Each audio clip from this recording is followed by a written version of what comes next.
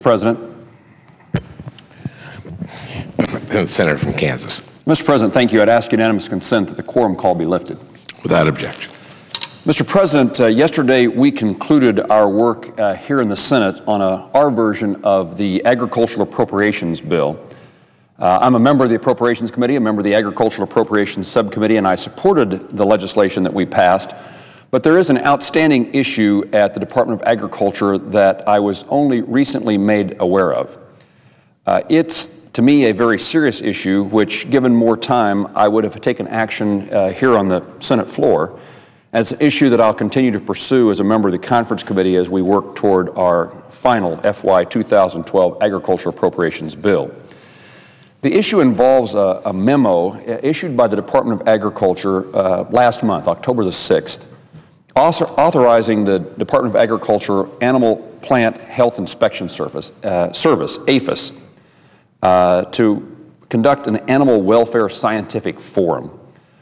This forum was approved by Undersecretary Edward Avalos on October the 12th. And I'd ask unanimous consent to submit the USDA's memo for the record. Without objection. Mr. President, thank you. The ironic thing about this forum is that there's little science involved. It is nothing more than, in my view, the Department of Agriculture spending taxpayer dollars on a forum to provide the Humane Society of the United States a public forum to espouse its anti-agricultural views. The document speaks for itself in this regard, and on page 2, the document states that APHIS, the Animal Plant Health Inspection Service, representatives believe that the Humane Society's intent is to promote and position the organization to be recognized nationally as influencing APHIS policy on critical and sensitive welfare issues. After reading that statement, it becomes clear that the Department of Agriculture is catering to an outside organization instead of relying upon the advice of animal scientists at our land-grant universities or even within the Department of Agriculture. If the Department of Agriculture was interested in science, why would it allow an animal rights organization to steer its agenda? Why wouldn't APHIS simply request the latest animal research from scientists across the country to make sure that its guidance is up to date? In addition to catering to HSUS, in planning this forum, the Department of Agriculture is precluding input from members of the agricultural industry it is supposed to promote. The memo states HSUS and other welfare advocacy groups would be invited to participate in a pre-planning meeting for the forum with senior leaders from wildlife services, animal care, and veterinary services. These groups would have input into the topics to be discussed, potential speakers for the topics, dates and times for the forum, how the forum should run, etc. That's quoting from the memo. No mention is made in the memo of asking any agricultural organization or animal scientist for pre-planning assistance. According to the memo, HSUS is going to set the agenda for this forum.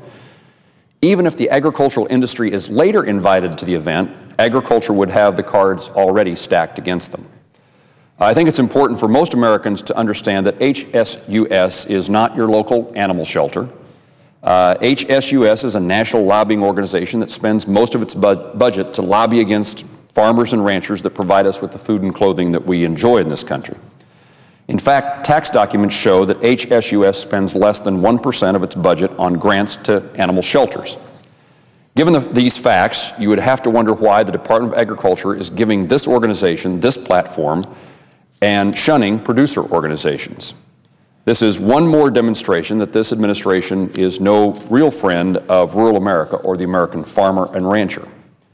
My purpose this morning is to inform my fellow senators on what I consider this troubling development at the Department of Agriculture and to put the Secretary on notice that this type of conduct from the Department is unacceptable. The Department's mission statement reads like this: "We provide leadership on food, agriculture, natural resources, and related issues based upon sound public policy, the best available science, and efficient management. USDA should live up to its mission statement and work to promote agriculture, not to work against farmers and ranchers' best interests. And I would say not to work against the best interests of the consumer of food in this country. Going forward, I'll do my best to make sure that the Department of Agriculture adheres to its mission statement." Mr. President, thank you for the opportunity to speak, and I would again note the absence of a quorum. Clerk will call the roll.